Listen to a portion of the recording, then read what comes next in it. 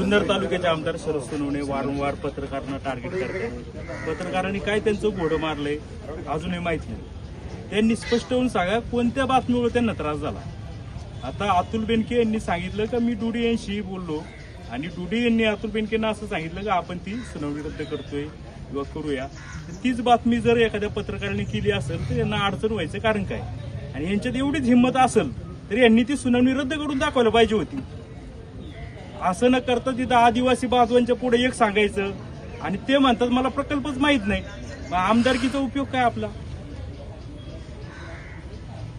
तिकडे एक बोलायचं, जिल्हाधिकारी कार्यालयामध्ये एक बोलायचं आणि एखाद्या समजा पत्रकारांनी एक बातमी केली, त्यांना राग काय आहे का त्या अतुल बेनकेंनी त्यांच्यावर काहीतरी पैशांचा आरोप केला।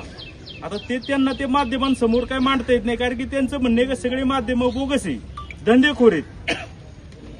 मग यांच्याकडून मग हे यांना जर माध्यम समजा दाखवत नसतील तर मग काहीतरी एखाद्या पत्रकाराची काहीतरी चुकी काय नसलेली दाखवायची, काढायची आणि तीच उपस्थित करायची।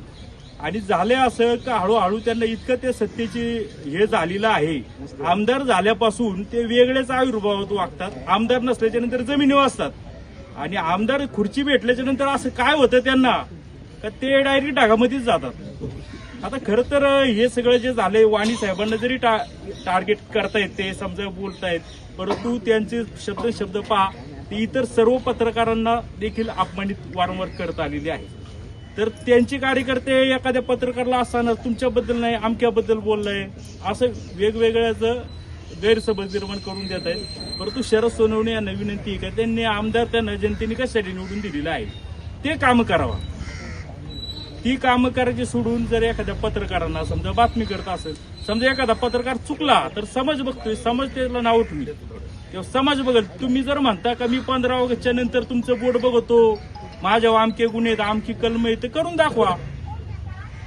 2 दिवसांमध्ये ते चॅनल बंद करणार होते, तो विषय तर लांबचा राहिलाय, नुसतं घोषणा करायचा आणि मला विचारायचं, म्हणजे ही कोणती हुकुमशाही आहे?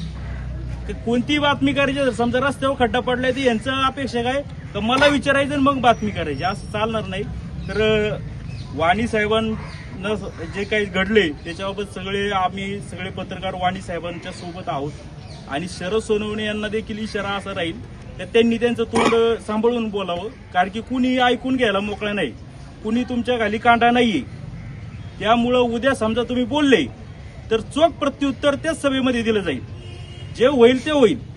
पत्रकार म्हणून आम्ही एक लिमिट पाळतो, याचा अर्थ नाही तुम्ही काय बी आरोप करणार आमच्यावर, तुम्ही आमदार झाले म्हणून तुम्ही काही तालुक्याची बाब बोलत नाही। त्यामुळं आमची विनंती आहे आमदार साहेबांना, आम्ही साहेब म्हणतोय, उद्या तुम्ही आता वारंवार आमची इज्जत काढताय, एक लिमिट असतं, एक लिमिट जर वाया गेल्याच्या नंतर आम्ही देखील बघणार नाही का तुम्ही जुन्नर तालुक्याचे आमदार आहे म्हणून। तर सर्व पत्रकारांचा म्हणजे मी तर बोललोय आणि सर्व पत्रकार जमले त्याबद्दल सर्वांचं धन्यवाद।